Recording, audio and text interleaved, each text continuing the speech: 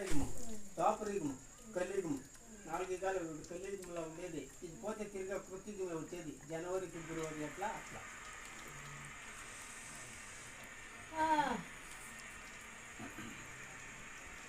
ఓనుగూరు కొండ కూడా బంగారు ఓట్లు రాసి అంటారు, అవునా? ఏమో కాలంలో ఓనుగూరు కొండ కాదు, ఓనుగూరి కొండ కాదురా, ఓనుగూరికి గుర్తానే బంగారు ఓట్లు పొందింది. దేవునికి ఇచ్చింది కదా ముడి ఆడ బాయి పక్కల, ఆ ముడిలో బంగారు 6 నెలలు పెట్టినంట ముడి, ఎండ్లే వెళ్ళలేదంట ముడి. ఆ కాలంలో కూర పట్లలో కూర బంగారు. ఇప్పుడు దానికి ఒక టైం అని ఉందంట బసా ఉందంట. ఆ టైం కొద్ది చెల్లిన వాళ్ళది ఏం రాలే, ఆ టైం తప్పు చెల్లిన వాళ్ళది గొల వెళ్ళిందంట. గొల వెళ్ళింది బంగారు కాదు, ఈయన రాకుండా ఉండేది బంగారు అనేక లోపలే ఉందంట. దాన్ని కొంత కోసి అగ్గి పెట్టి కాల్చి బంగారు వదిలేసుకోవాలి. కాల్సిన మెటికి తెలిసింది వీళ్ళకి బంగారు ఉంది అని.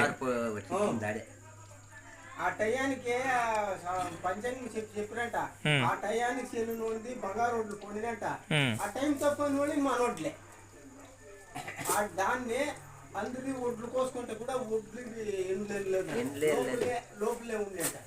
ఆవుని అంతా కోసి అగ్గిపెట్టి కాల్చి ఒడ్లు తూరుకోవాలి బంగారు ఒడ్లు.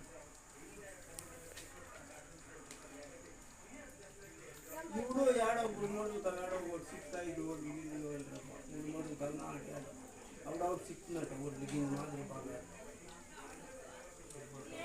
3 ఎక్కడో చెప్తా ఉంటుంది ఓట్లు గిన్నెలు, అదే బంగారు ఓట్లు పొంది ఓట్లు గిన్నె మాదిరి, ఒడ్లు మాదిరి అంతా.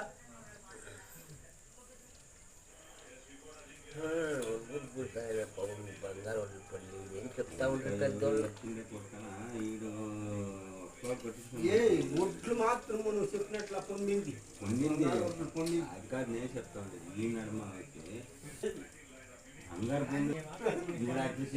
వానలోనే వచ్చేది. ఈ బిడ్డ పాప ఈ జీవితము ఇది ఉత్పత్తి అవుతుంది, అది వానలతా వచ్చేది. వాన అచ్చితోన వానలో పుడితే ఆ వానలతా వచ్చి ఎంత రాగి నుంచి కూకొని ఆ రాగులపై నీకు చేత ఆలుమొగనికి బిడ్డలు పాపలు ఏది సీమ దోమ అన్నిటికీ అంటే వాన పడుకోకపోతే ఏం ఉత్పత్తి అండి.